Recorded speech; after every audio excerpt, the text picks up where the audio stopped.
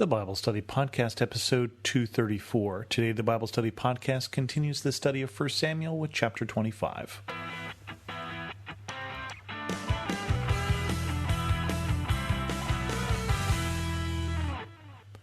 Welcome to the Bible Study Podcast. As you may recall, in this part of 1 Samuel, David is still on the run for his life, although Saul at this point doesn't seem to be chasing him because David has shown Saul, at least for the time being, that he is no threat. But David is still out with his band of merry men, and 1 Samuel 25 continues like this. Now Samuel died, and all Israel assembled and mourned for him, and they buried him at his home in Ramah. Then David moved down into the desert of Paran. A certain man in Maon, who had property there at Carmel, was very wealthy. He had 1,000 goats and 3,000 sheep, which he was shearing in Carmel. His name was Nabal, and his wife's name was Abigail. She was an intelligent and beautiful woman, but her husband was surly and mean in his dealings. He was a Calebite. While David was in the wilderness, he heard that Nabal was shearing sheep. So he sent 10 young men and said to them, "Go up to Nabal at Carmel and greet him in my name. Say to him, 'Long life to you, good health to you and your household, and good health to all that is yours.' Now I hear that it is sheep-shearing time. When your shepherds were with us, we did not mistreat them, and the whole time they were at Carmel, nothing of theirs was missing. Ask your own servants, and they will tell you. Therefore be favorable towards my men, since we come at festival time. Please give your servants and your son David whatever you can find for them." When David's men arrived, they gave Nabal this message in David's name. Then they waited.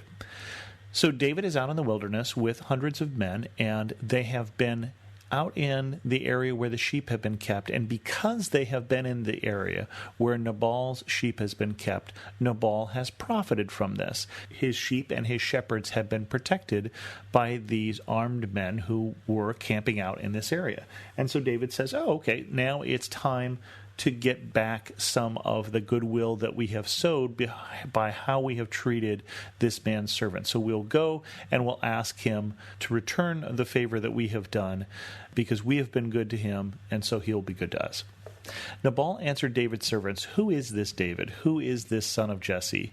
Many servants are breaking away from their masters these days. Why should I take my bread and water and the meat I have slaughtered for my shearers and give it to men coming from who knows where?" David's men turned around and went back. When they arrived, they repeated every word. David said to his men, "Each of you strap on your sword." So they did, and David strapped on his as well. About 400 men went up with David, while 200 stayed with the supplies. So David now has 600 men, and 400 of them are going towards Nabal and his shearers and his family, and they mean business at this point. David is ticked off. And I don't know if Nabal is really that clueless, if he is the only person in the land who has not heard of David, but it seems unlikely that if everybody has been singing David's praise, and if everybody has been talking about what's going on between Saul and David by this point, that Nabal, who clearly is connected, he is a wealthy man, he's not a hermit living in the mountains someplace, but he claims to have no knowledge of who this David is, or he doesn't think David is important enough to honor this request. One of the servants told Abigail, Nabal's wife, "David sent messengers from the wilderness to give our master his greeting, but he hurled insults at them. Yet these men were very good to us. They did not mistreat us, and the whole time we were out in the fields near them, nothing was missing. Night and day they were a wall around us, the whole time we were herding our sheep near them. Now think it over and see what you can do, because disaster is hanging over our master and his whole household. He is such a wicked man that no one can talk to him." And so the servant goes not to the master to try and talk him out of it, this wicked and difficult man, but instead goes to his wife, who's been described as intelligent and beautiful, Abigail, and says, "We are in trouble. The master has just insulted David." Remember David who has slain the Philistines in his tens of thousands, David who has killed the giant Goliath. David is now probably coming here armed, which he is, because David was good to us, and we are repaying his kindness with insults. And so the servant can see that David's right. David really did do what he claimed to do. They were a wall around them. They protected these shepherds. And the servant recognizes this. And so he goes to the intelligent one, to Abigail, and says, basically, we're in a load of hurt if you don't do something about this. If you can't talk your husband into doing something about this, or whatever, we're going to be in a great deal of trouble. Abigail acted quickly. She took 200 loaves of bread, 2 skins of wine, 5 dressed sheep, 5 seahs of roasted grain, 100 cakes of raised and 200 cakes of pressed figs, and loaded them on donkeys. Then she told her servants, "Go ahead, I'll follow you." But she did not tell her husband Nabal. As she came riding her donkey into a mountain ravine, there were David and his men descending toward her, and she met them. David had just said, "It's been useless, all my watching over this fellow's property in the wilderness, so that nothing of his was missing. He has paid me back evil for good. May God deal with David, be it ever so severely, if by morning I leave alive one male of all who belong to him." When Abigail saw David, she quickly got off her donkey and bowed before David with her face to the ground. She fell at his feet and said, "Pardon your servant, my lord, and let me speak to you. Hear what your servant has to say. Please pay no attention, my lord, to that wicked man Nabal. He is just like his name. His name means fool, and folly goes with him. As for me, your servant, I did not see the men my lord sent. And now, my lord, as surely as the Lord your God lives, and as you live, since the Lord has kept you from bloodshed, and from avenging yourself with your own hands, may your enemies and all who are intent on harming my lord be like Nabal. And let this gift which your servant has brought to my lord be given to the men who follow you." So Abigail at this point has interceded for her household, has interceded for her foolish husband and for everyone else who was put at risk by his foolishness, and has set herself between David, who is coming as an avenging angel, and her husband and household. And she says, "Isn't it great that God has kept you from bloodshed? Take this gift, basically, and let's forget about the foolishness of my husband." David said to Abigail, "Praise be to the Lord, the God of Israel, who has sent you to meet me. May you be blessed for your good judgment and for keeping me from bloodshed this day and from avenging myself with my own hands. Otherwise, as surely as the Lord, the God of Israel lives, who has kept me from harming you, if you had not come quickly to meet me, not one male belonging to Nabal would have been left alive by daybreak." Then David accepted from her hand what she had brought him and said, "Go home in peace. I have heard your words and granted your request." The interesting thing is David is a man of violence. David is a warrior. And yet he doesn't always see the need for violence. He is willing in this case, even though Nabal has still insulted him, even though Nabal is still a fool, he is willing to let his foolishness go, to let his insult go for the sake of Abigail here, who has done the right thing and who has appeased him. And it strikes me as somewhat different from the anger that we see from Saul, who is less, let's say, less controlled. So David does get angry, but David has more self-control. David can see the wisdom in not being violent. And so in this case, he takes the opportunity to have a peaceful resolution of this problem. He's still been insulted just as much. In fact, Nabal doesn't even know that his wife is out here. And Abigail doesn't even claim to come in his name. He's a foolish man and asks that David take it as a blessing from God that he doesn't have to put Nabal's blood on his own hands.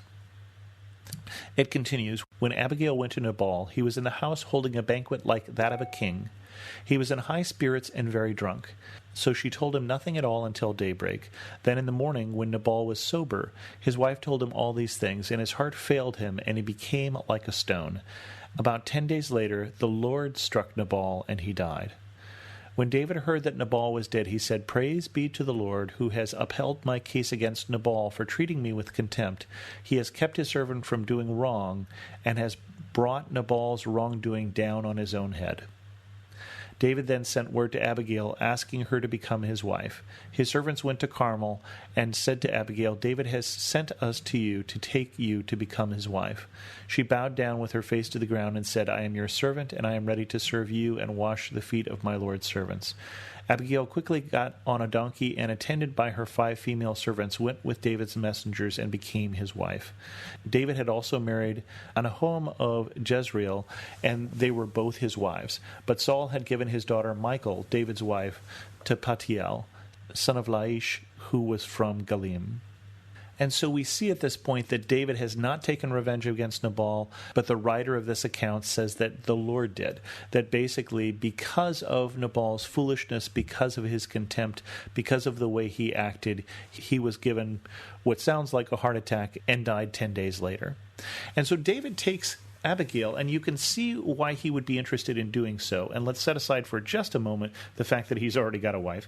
You could understand why Abigail would be someone who would be, A, attractive, she's intelligent and beautiful, and also beneficial to someone who is going to become a king, who's going to need wisdom. Because she is wise. And more so than her beauty, her wisdom is going to be a benefit to this person who is called to lead the people of Israel sometime in the future, the date of which David has no idea yet. And so he takes Abigail to be his wife. Now let's briefly address the fact that David already had a wife or two.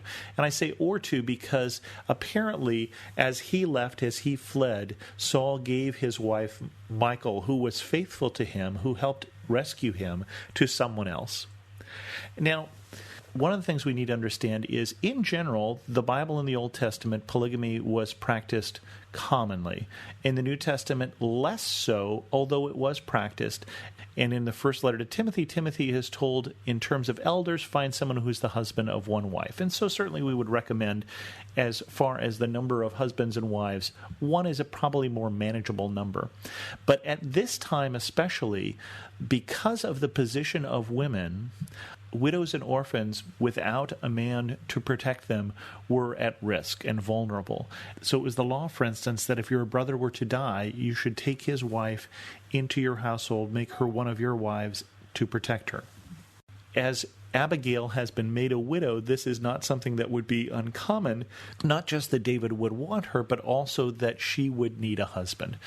I'm not saying that that is still the case today, but it's something we need to understand as we look at accounts like this, especially from the Old Testamental period. But polygamy aside, you could see the benefits here of a spouse who is wise. And with that, we will end this episode of the Bible Study Podcast. If you have any questions, feel free to leave a comment on this episode at thebiblestudypodcast.com or drop me an email to host@thebiblestudypodcast.com. You can also follow me on Twitter at Chris2X. And as always, thanks so much for listening.